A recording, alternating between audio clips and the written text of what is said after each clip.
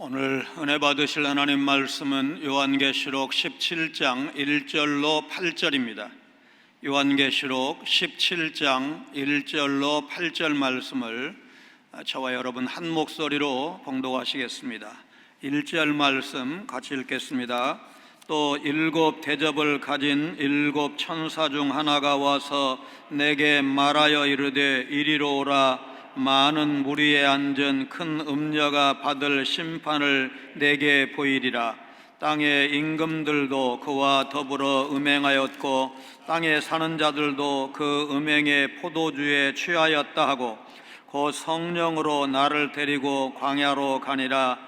내가 보니 여자가 붉은 빛 짐승을 탔는데 그 짐승의 몸에 하나님을 모독하는 이름들이 가득하고 일곱 머리와 열 뿔이 있으며 그 여자는 자줏빛과 붉은 빛 옷을 입고 금과 보석과 진주로 꾸미고 손에 금잔을 가졌는데 가정한 물건과 그의 음행에 더러운 것들이 가득하더라. 그의 이마에 이름이 기록되었으니 비밀이라. 큰 바벨론이라. 땅의 음녀들과 가증한 것들의 엄이라 하였더라. 또 내가 보매 이 여자가 성도들의 피와 예수의 증인들의 피에 취한지라. 내가 그 여자를 보고 놀랍게 여기고 크게 놀랍게 여기니 천사가 이르되 왜 놀랍게 여기느냐. 내가 여자와 그가 탄 일곱 머리와 열 뿔 가진 짐승의 비밀을 내게 이르리라. 네가 본 짐승은 전에 있었다가 지금은 없으나 장차 무적행으로부터 올라와 멸망으로 들어갈 자니 땅에 사는 자들로서 창세 이후로 그 이름이 생명책에 기록되지 못한 자들이 이전에 있었다가 지금은 없으나 장차 나올 짐승을 보고 놀랍게 여기리라. 아멘. 세상에는 겉으로 보기에 매력적으로 보이지만 실상은 멸망으로 인도하는 악한 유혹이 적지 않습니다. 국가인권위원회가 제정을 권고하고 일부 진보적 성향의 국회의원들이 앞장서서 입법을 시도하고 있는 차별금지법 혹은 평등법도 그 중에 하나라고 생각을 합니다. 정의당 의원이 낸 법안이 사회적 비판을 많이 받아서 입법이 어려워지자 여당의 중진 의원이 평등 및 차별 금지에 관한 법률을 제정해야 한다면서 법안을 제출했습니다. 이 법안에서 성별 정체성을 정의하는데 신체적으로 나타난 생물학적 성과는 상관없이 성별에 대한 인식, 그러니까 자기가 남자라고 느끼느냐 여자라고 느끼느냐, 더 직설적으로 표현하면 여성인데 생물학적으로는 여성인데 남자라고 느낀다면, 생물학적으로는 남자인데 여자라고 느낀다면 그 사람을 트랜스젠더, 성전환자로 인정해 주자, 그런 내용이 들어가 있습니다. 내용상 거의 비슷한 법을 제정한 영국이나 캐나다, 미국의 일부 주 같은 경우에 그 뒤에 법 제정 이후에 어떻게 변화되었는가를 보면 우리가 법을 만들었을 때 우리 사회가 어떻게 변화될 것인가를 내다볼 수가 있습니다. 영국의 뷰시니츠 여자 유치원 초등학교에서 동성애, 성전환 등을 교육하지 않았다고 해서 정부가 감사해서 부적격 판정을 내렸습니다. 영국 아이들을 동성애자, 트랜스젠더가 되게 만들 수 있는 동성애, 성전환을 가르치는 2020 성교육과정을 학교에서 의무적으로 가르치도록 명령하고 있는데 이게 다 평등법 이후의 일입니다. 백지같이 순수한 아이들 마음에 동성애, 트랜스젠더 옹호 교육을 시킨 결과 10년간 트랜스젠더라고 스스로 인식하는 청년이 무려 25배 증가했다고 합니다. 캐나다 연방 대법원은 동성 성행위 금지 학칙을 갖고 있는 캐나다 밴쿠버에 있는 TWU 트리니티 웨스턴 유니버시티 대학에 대해서 법학 전문대학원, 보통 로스쿨이라고 많이 하죠. 이 로스쿨 설립으로 결정은 정당하다, 그런 결정을 내렸습니다. 영국도 2016년 고용재판소가 교도소 예배에서 반동성애 설교를 하고 성경 구절을 인용한 베리 트레이온 목사를 징계한 것은 정당하다, 그렇게 결정을 했습니다.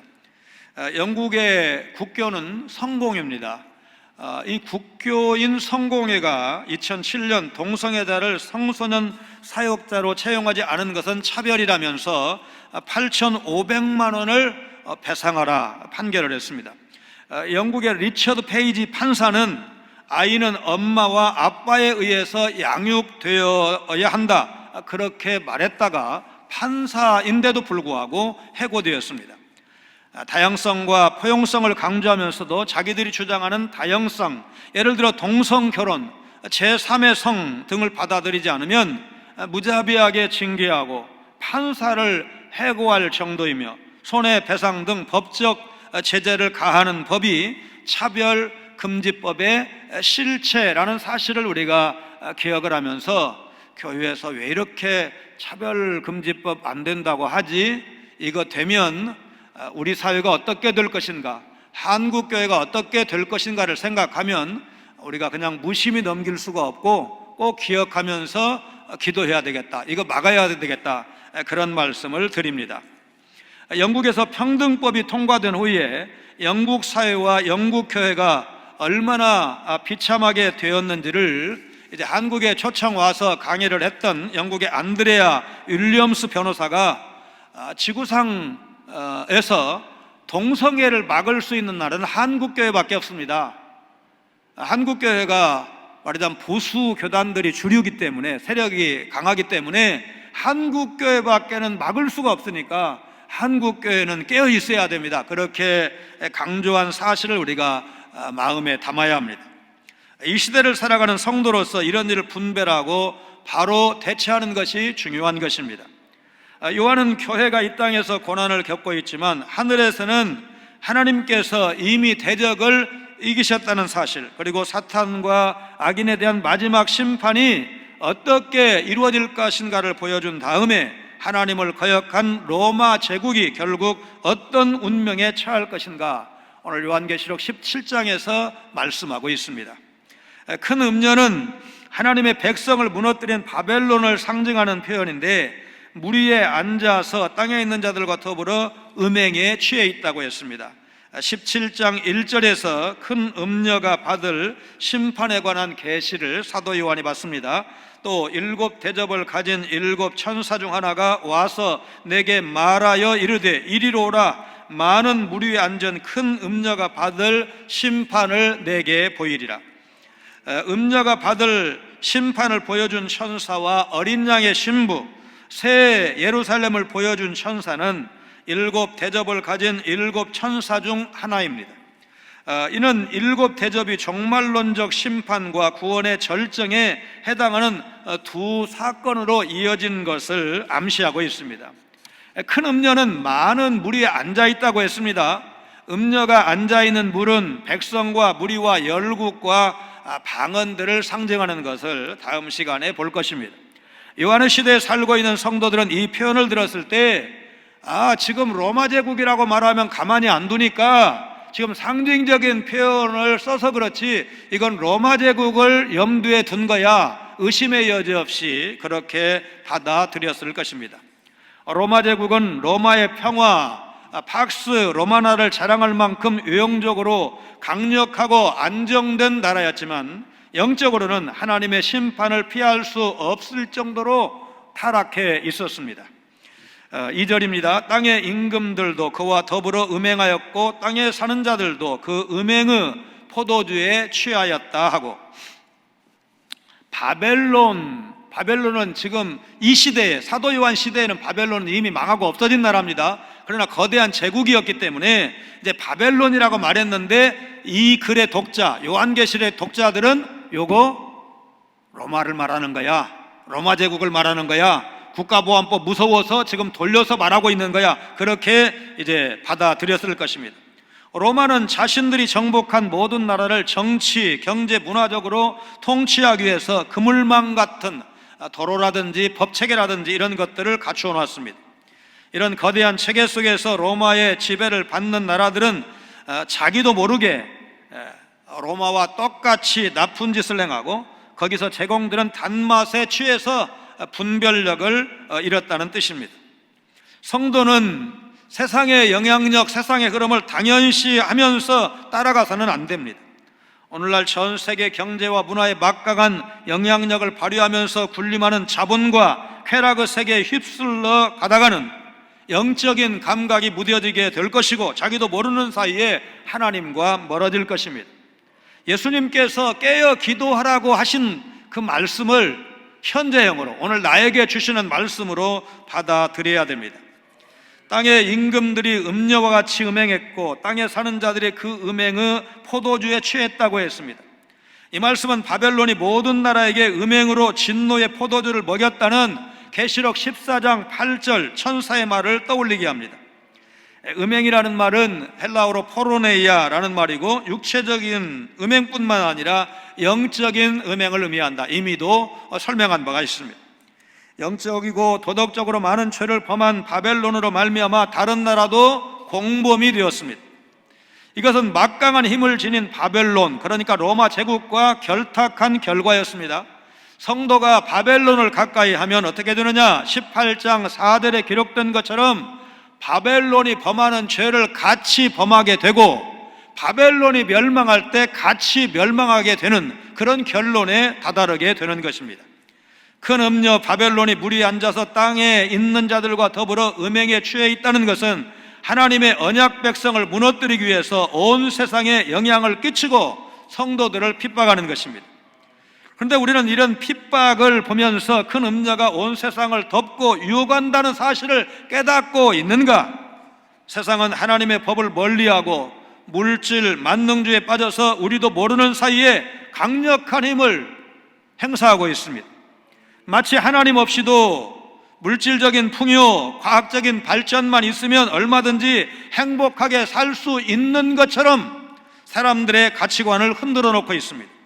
그러나 그것은 우리를 영생으로 인도할 수가 없습니다. 성도는 오직 예수 그리스도의 십자가만이 우리를 영원한 삶으로 인도한다는 사실을 믿고 이 진리를 붙들고 살아가셔야 합니다.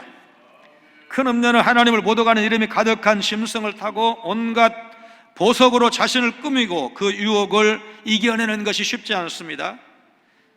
광야는 하나님의 보호를 상징할 때도 있지만 3절에서는 악하고 음란한 짐승이 거하는 장소를 말합니다.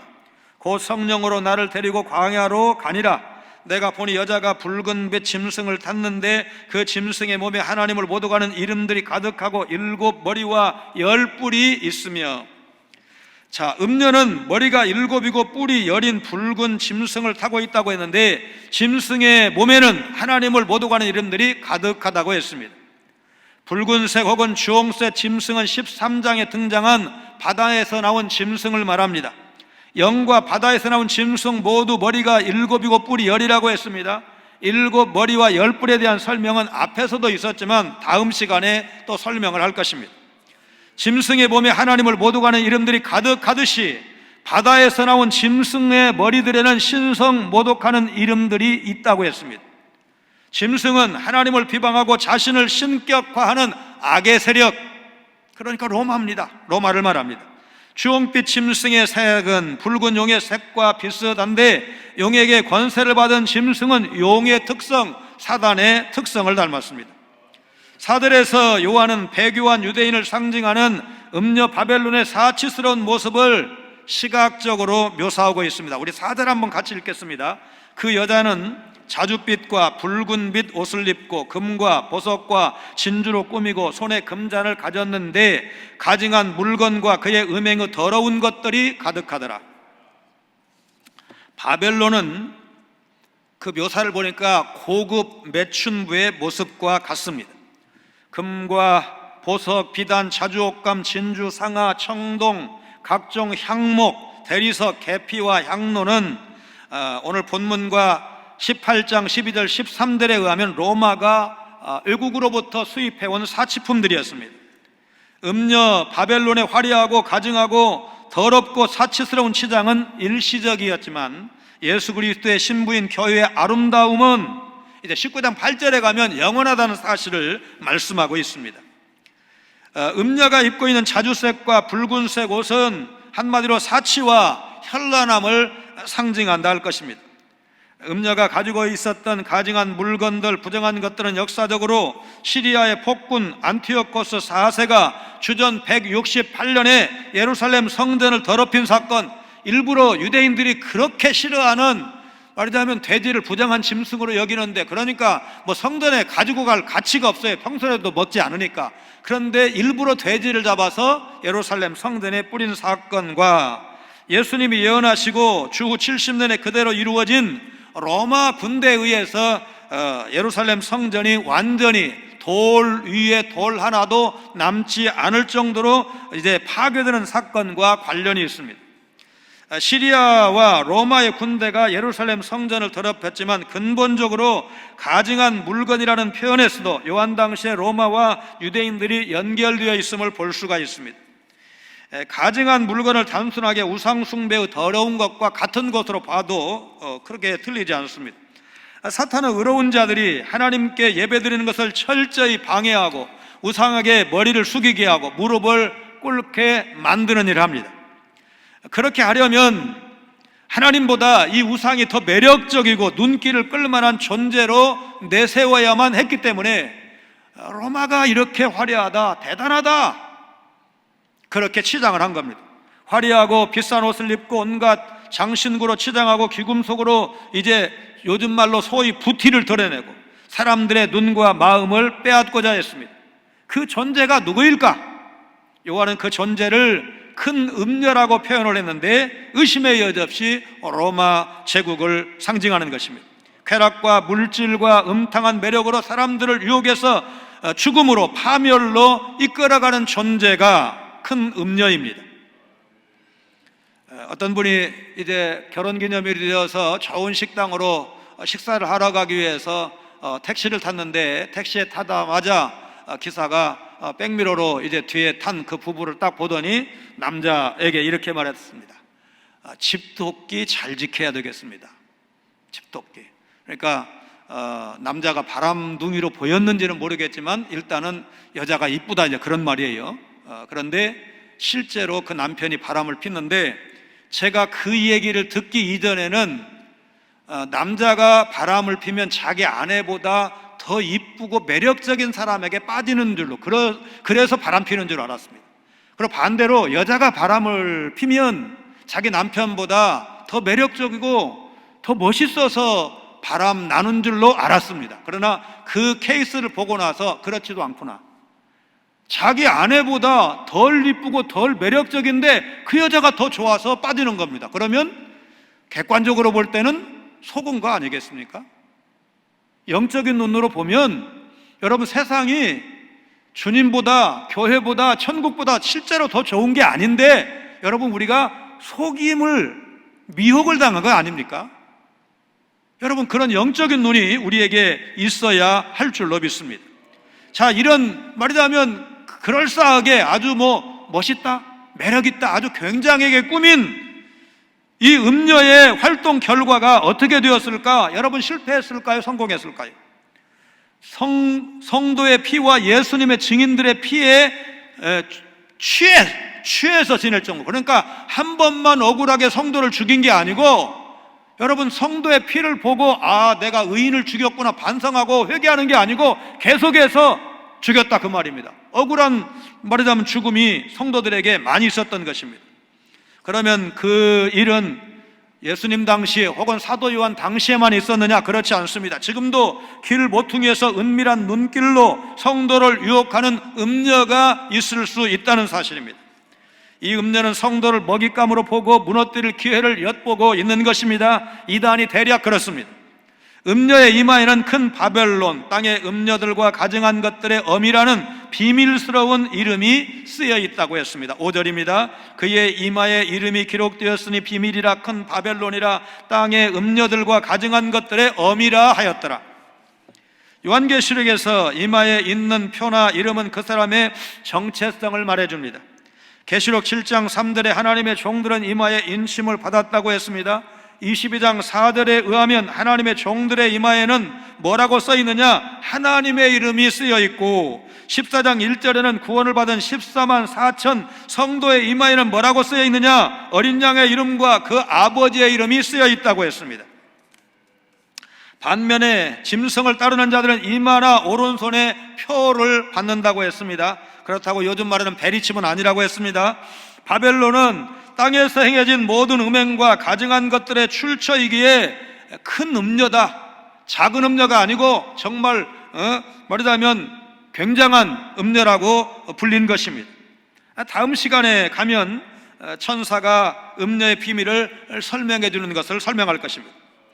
음녀의 죄 중에 빼놓을 수 없는 것이 성도들을 핍박한 것입니다. 6절입니다. 또 내가 보매 이 여자가 성도들의 피와 예수의 증인들의 피에 취한지라 내가 그 여자를 보고 놀랍게 여기고 크게 놀랍게 여기니. 음녀는 성도들의 피, 예수님을 전하고 끝까지 이제 복음을 지키기 위해서 순교를 각오한 성도들의 피에 취해 있었습니다. 그리스도인들은 사탄과 결탁한 악의 세력에게 박해를 받았습니다.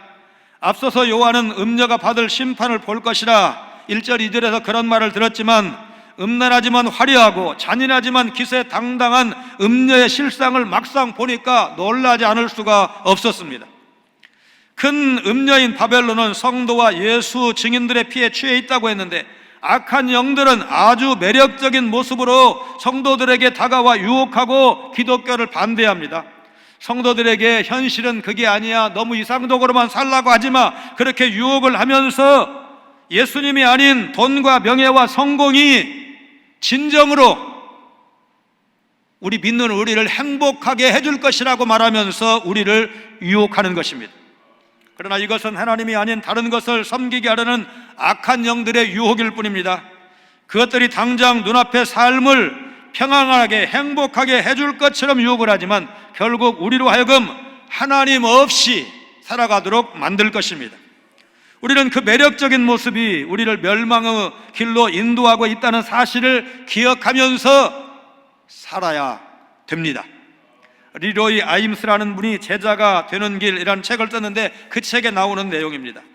해외여행 중에 어려움을 겪은 적이 있습니다. 시카고 오헤어 국제공항에서 토론토 행편을 타려면 5분 정도 남았는데 탈 비행기는 가장 먼 곳에 있었고 나는 엉뚱한 탑승구에서 기다렸습니다.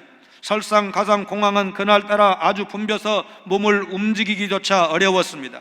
비행기를 놓치면 무엇보다 내가 설교 시간에 맞춰 도착할 수 없어서 너무나 난감했습니다. 그때 제복을 입은 한 항공사 직원이 나를 쳐다보더니 무슨 일이 있습니까? 물었습니다. 토론토행 비행기를 타야 하는데 이렇게 막혀서 고생하고 있습니다. 그렇게 대답을 했습니다. 그는 제 옆에만 붙어 있으면 만사가 해결될 것입니다. 제가 그 비행기 기장이거든요. 설마 그 비행기가 저 없이 그냥 가겠습니까? 그런 대답을 들었습니다.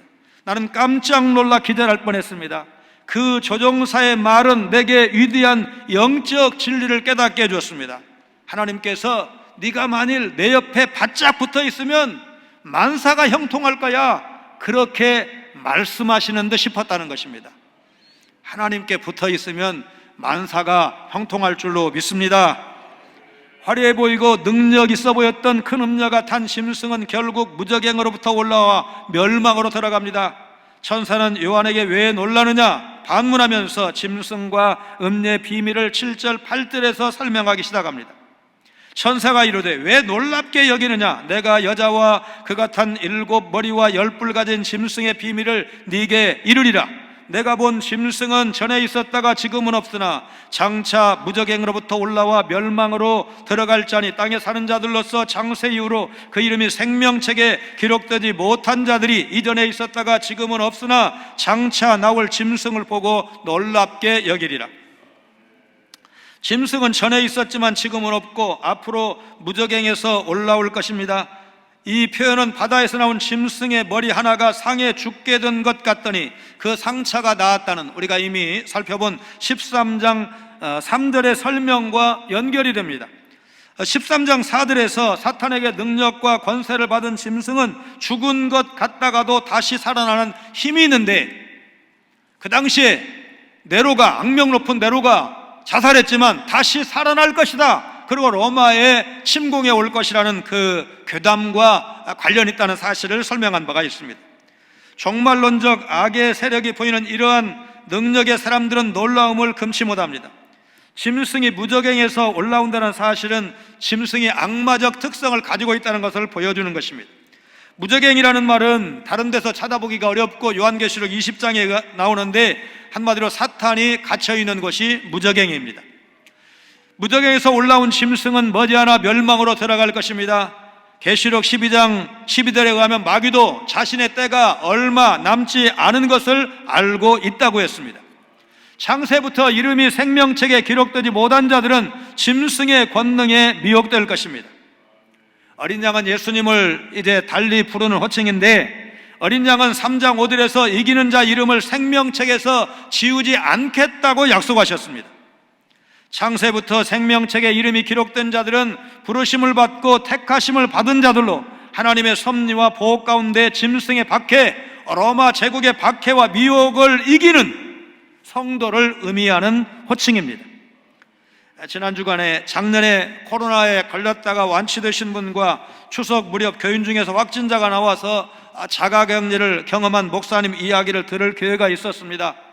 성도 중에 추가로 확진자가 나올까 걱정, 그래서 예배 드리지 못할까 걱정, 방송 신문에 보도되어서 하나님의 영광을 가릴까 잠도 오지 않고 두려움에 떨었다고 했습니다.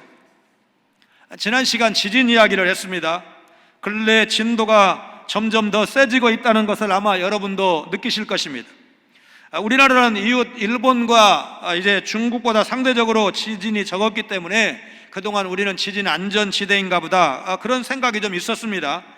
그런데 놀랍게도 조선왕조실록에 지진에 관련된 기록만 무려 2,000건이나 기록이 되어 있습니다. 기상청에서 공식적으로 지진 관측을 시작한 1978년 이후로 2000년대에 기록된 국내 평균 지진 발생 건수만 1990년대에 비해서 2배 이상 많아졌고 그 진도도 훨씬 더 세졌습니다.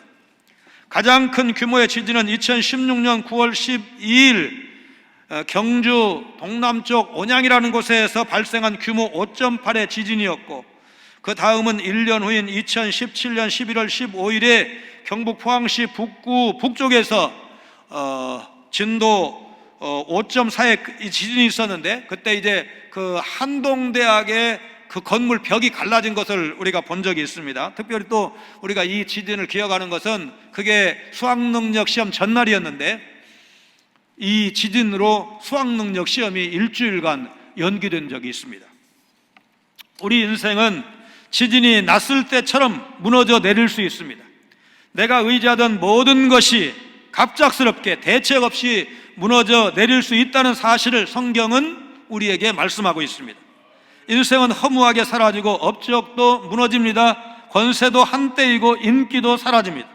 한 시대를 풍미했던 유명한 가수나 영화배우, 여러분 우리가 얼마나 기억하고 있습니까? 이 땅에 영원한 것은 아무것도 없습니다. 그러나 믿음의 사람은 세상을 통째로 흔드실 수 있는 지진을 통해서든지 코로나를 통해서든지 전쟁을 통해서든지 통째로 흔드실 수 있는 하나님의 손길을 볼 수 있어야 합니다. 삶이 지진난 것처럼 흔들리고 집안이 무너져 내릴 때, 그때 우리가 뭘 생각해야 되느냐? 주님을 생각해야 되고 요한계시록을 생각해야 되고 마태복음 24장 25장에 기록된 말세의 징조에 대해서 진지하게 생각해야 할 때입니다. 폭행 속에 동행 두려울 때라는 제목의 책에 이 책의 저자가 암 발병 초기에 쓴 글 일부분을 소개해 드립니다.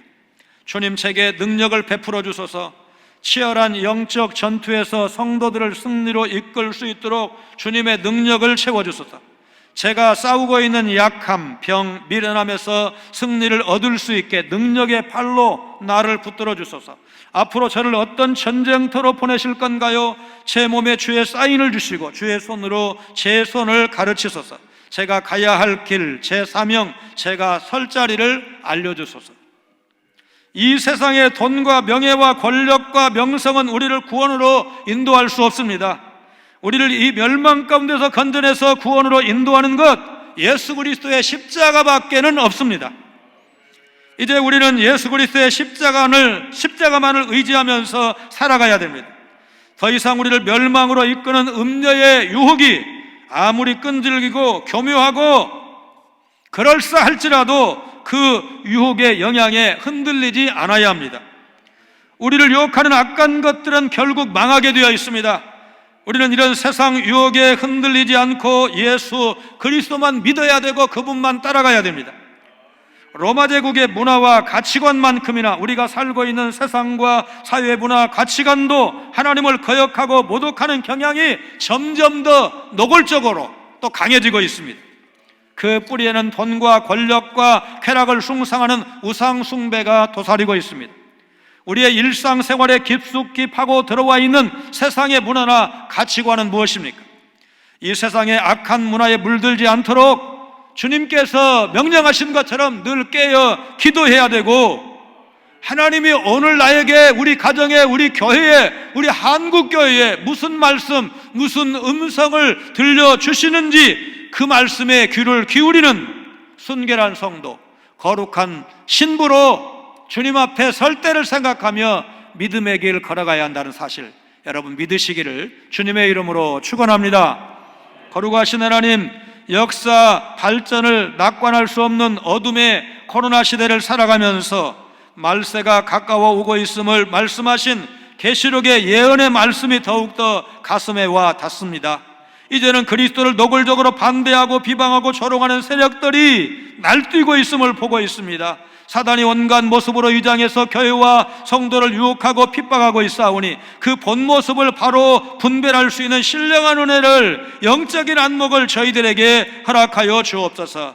현실은 교회와 성도가 열세로 약세로 보이지만 머지않아 주님의 날에 사탄과 세상 앞에 어린 양의 신부인 교회와 성도의 최후 승리가 약속되어 있다는 사실을 붙들고 그날을 사모하고 그날을 바라보며 이 어려운 날을 이길 수 있는 우리 성광의 모든 성도들 다 되게 하여 주옵소서. 세상의 화려한 모습에 너무 많이 마음을 빼앗기지 아니하도록 우리 내면에 주님을 향한 사랑이 더 깊어지게 하시고 천국에 대한 소망이 식어지지 아니하도록 때마다 말씀을 통해 깨워주시고 우리의 마음 문을 지켜 주옵소서. 심판의 주로 영광 중에 다시 오실 예수님 거룩하신 이름으로 간절히 기도하옵나이다. 아멘.